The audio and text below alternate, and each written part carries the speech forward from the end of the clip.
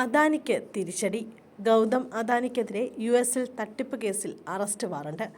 Adani group സ്ഥാപകനും ചെയർമാനുമായ ഗൗതം അദാനിക്കെതിരെ തട്ടിപ്പ്. കൈക്കൂലി കേസുകളിൽ കുറ്റപത്രവുമായി US security and exchange commission. American നിക്ഷേപകരെ കബളിപ്പിച്ചെന്നും ഉദ്യോഗസ്ഥർക്ക് കൈക്കൂലി നൽകിയെന്നുമാണ് അദാനിക്കെതിരെ ഉയരുന്ന ആരോപണം.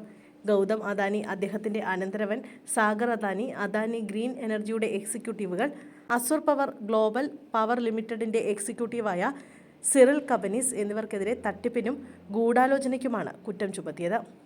$multi-billion പദ്ധതികൾ വാഗ്ദാനം ചെയ്ത് തെറ്റിദ്ധരിപ്പിക്കുന്ന പ്രസ്താവനകൾ നടത്തി യുഎസ് നിക്ഷേപകരെ കബളിപ്പിച്ചുവെന്നാണ് ഇവർക്കെതിരെ ഉയരുന്ന പ്രധാന ആരോപണം. അദാനി ഗ്രീൻ, അസുർ പവർ തുടങ്ങിയ കമ്പനികൾ ഇന്ത്യ ഗവൺമെന്റിന്റെ സൗരോർജ്ജ പദ്ധതിയുമായി ബന്ധപ്പെട്ട കരാറുകൾ ലഭിക്കാനായി ഇന്ത്യൻ ഉദ്യോഗസ്ഥർക്ക് കോടിക്കണക്കിന് രൂപ കൈക്കൂലി നൽകിയെന്നാണ് കുറ്റപത്രത്തിൽ പറയുന്നത്. കൂടാതെ അദാനി ഗ്രീൻ അമേരിക്കയിലെ നിക്ഷേപകരിൽ നിന്ന് $175 മില്യൺ സമാഹരിച്ചുവെന്നും കുറ്റപത്രത്തിൽ പറയുന്നു. വിദേശ വ്യാപാര ഇടപാടുകളിലെ കൈക്കൂലിക്കെതിരായ ഫോറിൻ കറപ്റ്റ് പ്രാക്ടീസ് ആക്ടിന്റെ കീഴിലാണ് ആരോപണങ്ങൾ ഉന്നയിച്ചിട്ടുള്ളത്. 2020-നും 2024-നും അദാനിയും അനുയായികളും സൗരോർജ്ജ കരാറുകൾ നേടുന്നതിനായി $250 മില്യൺ ഉദ്യോഗസ്ഥർക്ക് കൈക്കൂലി നൽകിയതായി ഫെഡറൽ കോടതിയിൽ സമർപ്പിച്ച കുറ്റപത്രത്തിൽ പറയുന്നു. 20 വർഷത്തിനുള്ളിൽ $200 കോടി ലാഭമുണ്ടാക്കാനും ഇവർ ലക്ഷ്യമിട്ടതായി കുറ്റപത്രത്തിൽ ആരോപിച്ചു.